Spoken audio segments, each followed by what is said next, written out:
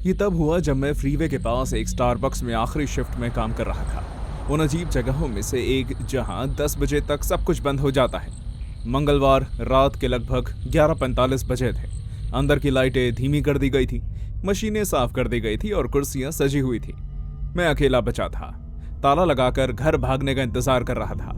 अचानक मुझे इंजन की धीमी गड़गड़ाहट सुनाई दी। एक चमकदार काली एसयूवी ड्राइववे थ्रू के पास आकर रुकी। मुझे लगा कि कोई देर से आ रहा होगा, शायद कोई ट्रक वाला या कोई रोड ट्रिप पर आया जोड़ा। लेकिन कार की खिड़कियां बिल्कुल काली थी, जैसे खौफनाक काला रंग, और इंजन बिना किसी हलचल के चलता रहा। कुछ सेकंड तक ऐसे ही रहा और मैंने सोचा कि मुझे इस इंसान का ऑर्डर लेकर काम खत्म कर देना चाहिए। स्टारबक्स में आपका स्वागत है, मैं आपकी क्या मदद कर सकता हूँ?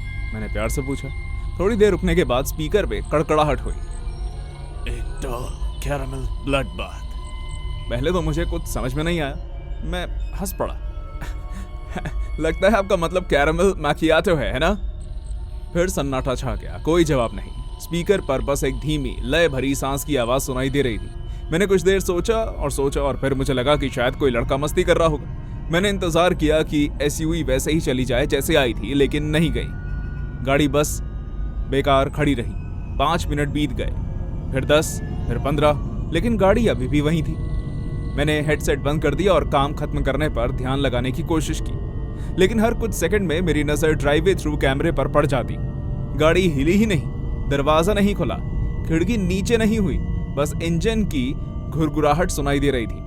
आधा घंटा बीतते बीतते मैं सचमुच घबरा गया था। मैंने बाहर जाकर उन्हें बताने का फैसला किया कि हमने स्टोर बंद कर दिया है। मैं पार्किंग में गया। ठंडी हवा मुझे थप्पड़ की तरह लग रही थी। मैं धीरे धीरे आगे बढ़ा, मेरी घबराहट बढ़ रही थी। जैसे ही मैं गाड़ी के करीब पहुंचा, मैंने शीशे पर कुछ देखा। पहले तो मुझे लगा कि ये धब्बे हैं, लेकिन फिर मुझे एहसास हुआ कि मैं क्या देख रहा हूँ। हर खिड़की के अंदर खून से सने हाथों के निशान हैं। पिछले दरवाजे की खिड़की पर सबसे ज्यादा हाथों के निशान थे। वो छोटे हाथों जैसे लग रहे थे, किसी औरत के, और कुछ निशान नीचे की ओर खिंचे हुए थे। मैं बस ये सब समझने की कोशिश कर ही रहा था कि अचानक एसयूवी का पिछला दरवाजा जोरदार आवाज के साथ खुल गया। मैं फौरन पीछे हट गया। सदमे और डर से मेरी आंखें बड़ी हो गई। मुझे लगा जैसे मेरे सर की नसें उखड़ रही। वहां एक औरत थी, जिप टाई से बंधी हुई, चेहरे पर डक टेप चिपका हुआ। उसका शरीर चोटों से भरा हुआ था, उसके हाथों में उंगलियां नहीं थी। चीखते हुए उसका मुंह खुला हुआ था और उसकी जीभ काट दी गई थी। उसने मेरी तरफ देखा, आंखें बड़ी बड़ी, आंसू बह रहे थे। मैंने अपने सबसे बुरे सपने में भी नहीं सोचा था कि ऐसा नजारा देखने को मिलेगा। उसने कुछ कहने की कोशिश की, लेकिन एसयूवी का ड्राइवर साइड का दरवाजा खुला और एक आदमी बाहर निकला। वो बहुत बड़ा था। उसने एक लंबा गंदा कोट पहना हुआ था। उसका चेहरा, हे भगवान, मैं उस चेहरे को कभी नहीं भूल पाऊंगा। उसकी स्किन पर एक असली इंसान का चेहरा सिल दिया गया था।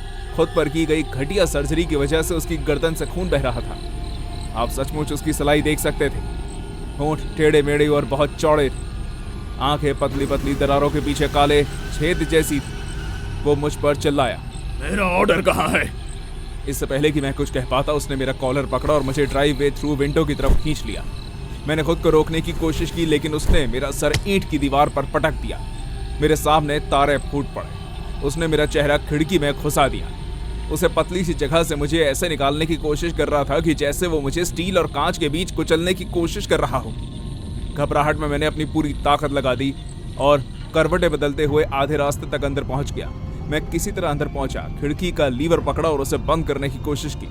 तभी उसने मुझे फिर से पकड़ने की कोशिश की, लेकिन इस बार मैंने उसका हाथ फ्रेम के बीच फंसा दिया। वो गुस्से में चीखा, क्या कर रहे हो तुम? मुझे जाने दो। तुम्हें पता नहीं है कि तुम किससे पंगे ले रहे हो? मैंने 911 फोन किया है। उसका हाथ फंसा हुआ था, उंगलियां बेतहाशा फड़क रही थी, नाखून दीवारों पर खरोंच रहे थे। वो खुद को छुड़ाने की पूरी कोशिश कर रहा था, लेकिन सब बेकार गया। मैं पीछे हट गया और अपना फोन उठाया और इमरजेंसी डिस्पैचर से बात करते हुए उससे आंखें मिला ली।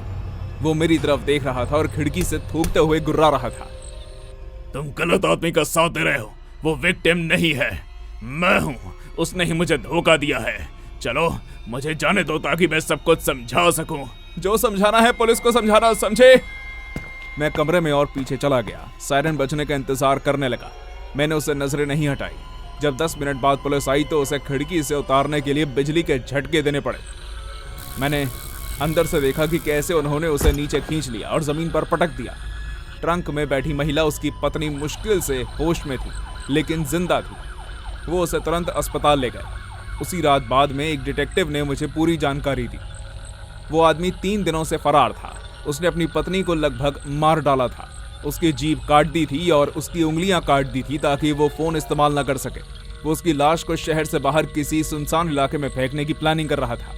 लेकिन मुझे समझ नहीं आ रहा कि उसने स्टारबक्स में आखिरी बार रुकने का फैसला क्यों किया। जब तक वो बाहर बैठा रहा, वो ट्रक में ही थी, खून बह रहा था, टूटा हुआ था, फिर भी किसी तरह जिंदा थी। और वो बेवकूफ ऑर्डर, कैरमल ब्लड बाथ, वो उसके और उसकी पत्नी के बीच का एक अंदरूनी मजाक था। एक बेवकूफाना मजाक जो वो हैलोवीन सीजन में किया करती थी। वो चाहता था कि काम खत्म करने से पहले वो उसे आखिरी बार सुना दे। मैंने एक हफ्ते बाद स्टारबक्स छोड़ दिया। मैं अब एसयूवी को पहले जैसी नजर से नहीं देख सकता और मैं रात में अकेले काम नहीं करता, दोबारा तो कभी भी नहीं।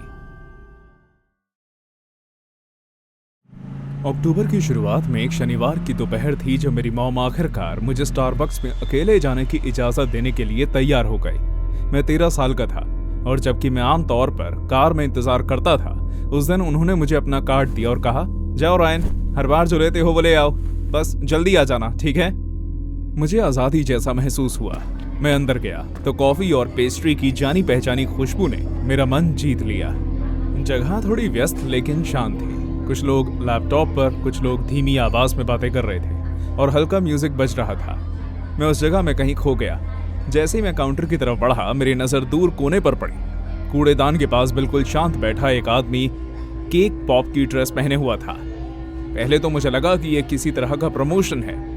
ड्रेस गोल, गुलाबी और बड़े साइज की थी, जैसे ऊपर से नकली स्प्रिंकल्स लगे लॉलीपॉप हो। लेकिन कुछ तो गड़बड़ थी। गुलाबी रंग की परत जगह जगह से फटी और पपड़ीदार थी। ड्रेस का स्टिक वाला हिस्सा घिसा हुआ और गंदा था और स्प्रिंकल्स ऐसे लग रहे थे जैसे उन्हें बालों के लटों से सिल दिया गया। लगता है किसी और ने उसे नोटिस ही नहीं किया। मैंने बरिस्ता की तरफ देखा। वो दूसरे कस्टमर्स को देखकर मुस्कुराए, बातें की, कोने में खड़े आदमी की तरफ एक नजर भी नहीं डाली, जैसे वो है ही नहीं। मैं लाइन में आगे बढ़ गया, कोशिश कर रहा था कि घूरूं नहीं। जब मेरी बारी आई तो मैंने एक केक पॉप और एक हॉट चॉकलेट ऑर्डर की। मुझे सामने वाली खिड़की के पास एक मेज मिली और मैं बैठ गया। तभी मुझे एहसास हुआ कि वो आदमी मुझे देखकर हाथ हिला रहा है। उसका दस्ताने वाला हाथ धीरे धीरे बगल की ओर बढ़ा। उसने अपनी उंगली टेढ़ी करके मुझे पास आने का इशारा भी किया, लेकिन मैंने उसे नजरअंदाज कर दिया। मैं हिला नहीं, लेकिन कुछ सेकंड्स बाद वो खड़ा हो गया। जैसे ही वो मेरी तरफ बढ़ा, उसकी पोशाक जमीन पर सरक रही थी। उसके कदमों की कोई आवाज नहीं थी, सिर्फ हल्की चरमराहट और उसकी नकली केक पॉप स्टिक के टाइलों से टकराने की धीमी सी आवाज सुनाई दे रही थी। वो मेरी मेज के पास आ गया और बात करने के लिए झुक गया। उसकी सांसों से फफूंद लगी मिठाई जैसी गंध आ रही थी। मेरे पास एक सीक्रेट मेन्यू है, उसने फुसफुसाया। असली स्वाद चखना चाहोगे? मैं घबरा कर हंसा और अपना सर हिलाया। नहीं शुक्रिया, मैं ठीक हूँ। उसने घूरा।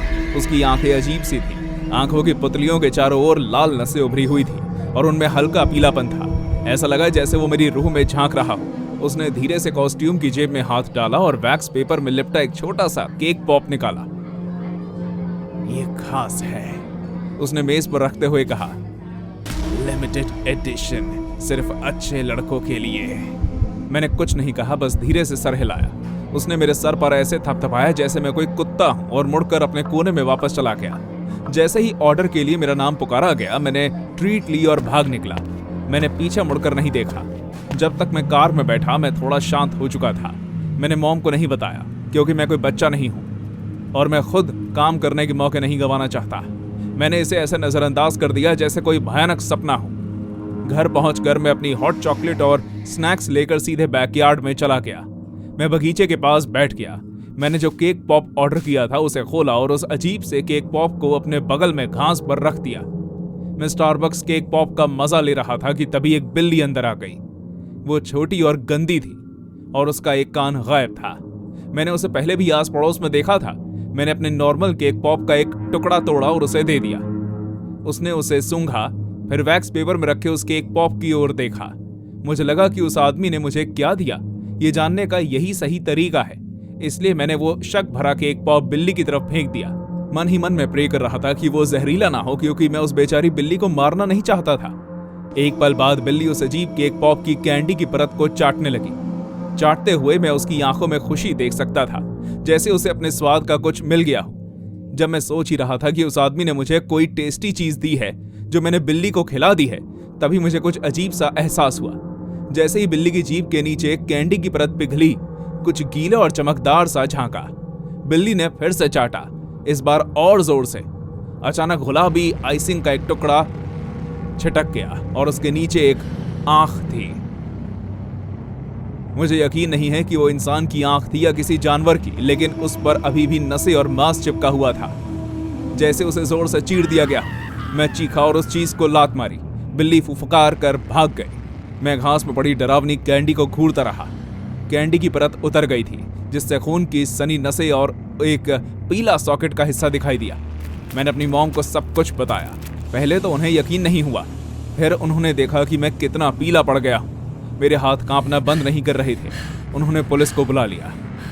वो उसी रात आए और आंख अपने साथ ले गए। मुझे कभी पता नहीं चला कि उन्होंने उसके साथ क्या किया। कभी पता नहीं चला कि उन्होंने उसकी जांच की या नहीं, या उन्हें पता चला कि वो किसकी थी। लेकिन ये वो बात है जो आज भी मेरे शरीर में कंपन पैदा करती है। एक हफ्ते बाद मैंने अपनी मॉम को किसी से फोन पर बात करते सुना। उन्हें लगा कि मैं सो रहा हूँ। उन्होंने बताया कि पुलिस ने स्टारबक्स के सिक्योरिटी फुटेज देखे हैं।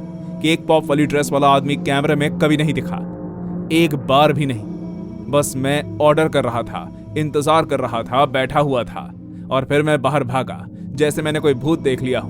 उन्होंने दुकान, गली और यहां तक कि कूड़ेदान तक की तलाशी ली। कोई ड्रेस नहीं, ना कोई आदमी, कोई सबूत नहीं। लेकिन उसके कुछ दिन बाद एक नई रिपोर्ट आई। पास के एक एरिया के 2 बच्चे लापता हैं। घटना स्थल पर मिला एकमात्र सुराग, एक केक पॉप स्टिक जो उनके एक बेडरूम की खिड़की पर पड़ी थी। सिरे पर खून लगा था। कैंडी की परत में इंसानी बाल उलझे हुए थे। उसके बाद से मैंने केक पॉप नहीं खाया। कभी कभार जब भी मैं स्टारबक्स के पास से गुजरता हूँ, मैं अब भी अंदर झांक लेता हूँ, बस ये देखने के लिए कि वो कोने में कहीं बैठा तो नहीं है।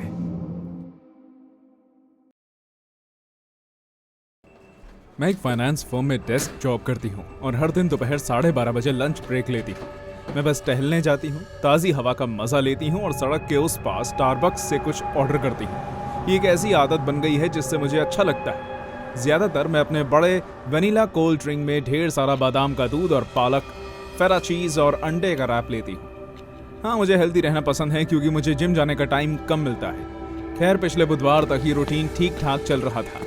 जब मैं स्टारबक्स में गई तो मैंने देखा कि बरिस्ता ने मेरा ऑर्डर पहले ही तैयार कर रखा था और वो काउंटर पर तैयार था। मुझे देखकर खुशी हुई कि एक बार तो स्टाफ ने मेरा नाम सही लिखा था। मैंने पैसे दिए और जैसे ही मैं खाना लेने वाली थी, मुझे पीछे से एक आवाज सुनाई दी। ये आवाज एक 30 के आसपास के आदमी की थी। उस आदमी ने मुझे बुलाया और फिर मुझसे कहा कि मैं वही लूंगा जो खा रही है। मैंने पलट कर देखा तो एक लंबा चौड़ा आदमी फटी हुई जीन्स और गुलाबी रंग की पूरी तरह से सिकड़ी हुई हुडी पहने खड़ा था। वो अजीब लग रहा था। उसकी रूखी दाढ़ी से लग रहा था कि उसने काफी वक्त से शेव नहीं की। मुझे लगा कि शायद वो कई दिनों से नहाया भी नहीं है, क्योंकि जैसे ही वो पास आया मेरी नाक में एक बदबूदार गंध आ गई। और सबसे बढ़कर उसकी मुस्कान मुझे डरा रही थी, क्योंकि वो नकली लग रही थी। वो मुझे घूरता रहा। मैंने भौहें चौड़ाई और मुंह फेर लिया, ये सोचकर कि ये मुझे छेड़ने की एक बकवास कोशिश थी। जैसे ही मैं उसके पास से गुजरी, उसने कुछ ऐसा कहा जिससे मैं बहुत अनकंफर्टेबल हो गई। तुमसे डर और दालचीनी जैसी गंध आती है। मैंने कोई जवाब नहीं दिया। मैं फौरन वहां से चली गई, जल्दी से। बाहर पार्किंग में ज्यादा लोग नहीं थे। जब मैंने अपनी कार का दरवाजा खोला और मोड़ लिया तो मैंने उसे फिर से देखा। वही आदमी अब मुझसे 5 फीट की दूरी पर खड़ा था, दोनों हाथों में 2 भूरे रंग के कागज के थैले लिए हुए। उसने कुछ नहीं कहा, बस किसी जिज्ञासा से भरे कुत्ते की तरह अपना सर एक तरफ झुकाए देखता रहा। फिर वो चिल्लाया, डरो मत, तुम्हारी त्वचा कितनी प्यारी है। और वो मुस्कुराने लगे। मैं इतने हैरान थी कि एक पल के लिए मेरा शरीर इस आने वाले खतरे का जवाब देना ही भूल गया। मुझे अपनी कार के अंदर जाकर दरवाजा बंद कर देना चाहिए था, लेकिन कभी कभी जब आप बहुत ज्यादा डर जाते हैं तो आप खड़े ही खड़े रह जाते हैं। आपका दिमाग ठीक से सोचना बंद कर देता है और आप बस खतरे के आगे घुटने टेक देते हैं, ये सोचकर कि आपके बचने का कोई रास्ता नहीं। मेरे साथ भी ठीक वही हुआ। मैं उसे अपनी ओर आते देख सकती थी। मेरा शरीर चीख रहा था, अंदर जाओ, वो आ रहा है। लेकिन मैं हिल नहीं पा रही थी। जैसे जैसे वो मेरी आंखों में देखता रहा और मेरे करीब आता रहा, मेरी हथेलियों में पसीना आ रहा था और मेरे पैर सुन्न हो रहे थे। जब वो कुछ इंच दूर था तो मुझे दूर से कार का हॉर्न सुनाई दिया। मैं फौरन अपनी कार में बैठी और दरवाजा बंद कर दिया। मैं कांप रही थी और रोने से बचने की पूरी कोशिश कर रही थी। उसने मेरी खिड़की के पास झुककर बोला, मैं तुम्हें कोई नुकसान नहीं पहुंचाऊंगा, मैं तुम्हारे लिए एक तोहफा लाया हूँ। मैं उस पर चिल्लाई, मुझे अकेला छोड़ दो, लेकिन वो फिर भी वहीं खड़ा रहा।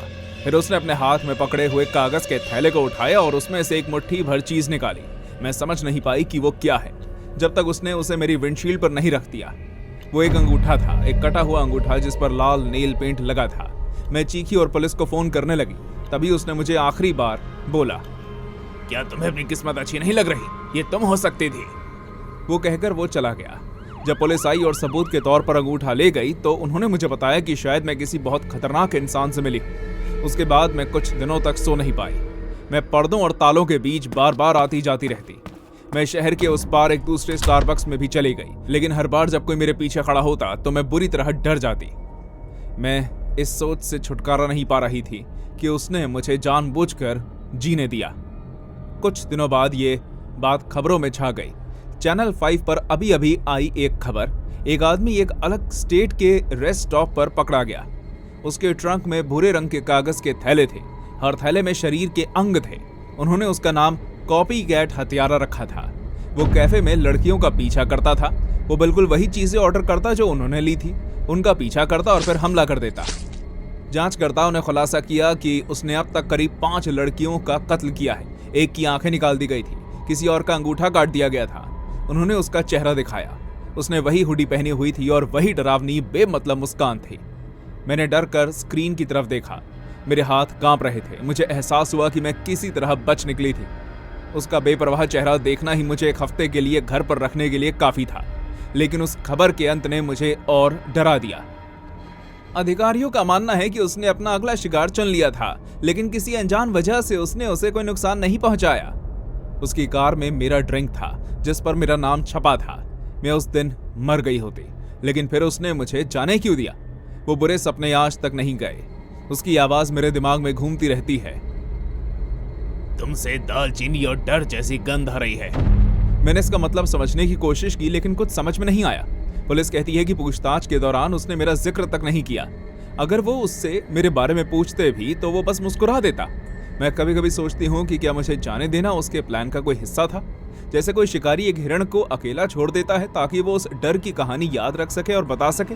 तब से मैं अपने रहने की जगह बदल चुकी हूँ। मैंने अपना नाम बदल लिया, लेकिन मुझे अब भी कभी कभार वो वनीला कोल्ड ब्रू चाहिए होती है। मैं वहां जाने के लिए 1 घंटा गाड़ी चलाती हूँ, पैसे देती हूँ और कभी ऐप इस्तेमाल नहीं करती। मैं बस ये उम्मीद करती हूँ कि वो हमेशा के लिए सलाखों के पीछे रहे ताकि मैं बची रहूं।